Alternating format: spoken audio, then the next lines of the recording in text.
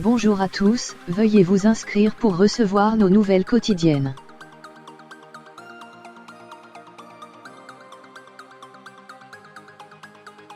Malgré des politiques monétaires accommodantes et des cours du pétrole bas, plusieurs pays, moteurs, donnent de sérieux signes de faiblesse, selon l'OCDE.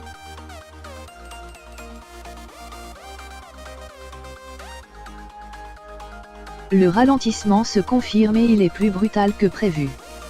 Selon les dernières prévisions de l'Organisation de coopération et de développement économique, OCDE, publiées mercredi 6 mars, la progression du produit intérieur brut, PIB, planétaire devrait s'établir à 3,3% en 2019 et 3,2% en 2020.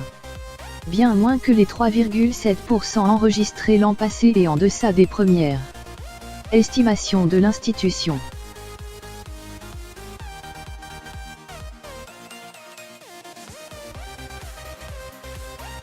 Les tensions commerciales et leur cortège de hausse de taxes douanières commencent bel et bien à saper le moral des investisseurs.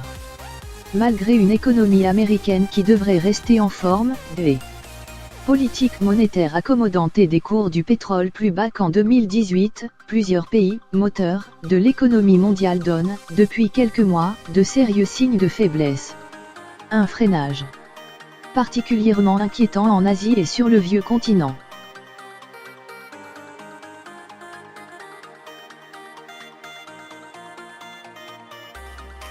L'OCDE ne mise plus, ainsi, que sur une croissance de 1% pour la zone euro pour 2019. La glissade est due en grande partie au ralentissement de l'économie allemande, dont le PIB ne devrait progresser que de 0,7% cette année. Déjà affectée par les nouvelles normes anti-pollution dans l'industrie automobile, qui ont désorganisé ses chaînes de production, Berlin pâtirait de la morosité de la demande mondiale. Également très dépendante des exportations, l'Italie plongerait durablement dans le rouge avec une activité en recul de 0,2% sur l'année.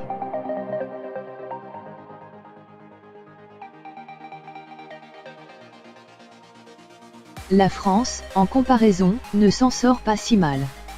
Soutenue par les mesures en faveur du pouvoir d'achat, l'activité dans l'Hexagone devrait progresser de 1,3% en 2019, après 1,5% en 2018. Des pays comme l'Irlande, les Pays-Bas ou le Danemark, très liés économiquement au Royaume-Uni, risquent davantage de souffrir des conséquences d'un Brexit dur. L'OCDE estime que les exportations de ces États vers Londres baisseraient de 15% si la rupture se faisait sans accord et appelle à une meilleure coordination des politiques économiques européennes.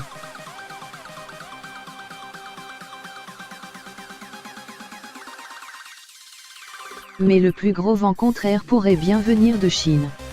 Soulignant les données mensuelles récentes très incohérentes sur le commerce extérieur, l'OCDE s'inquiète des conséquences qu'aurait dans le monde et notamment dans l'est de l'Asie un ralentissement chinois plus prononcé que prévu.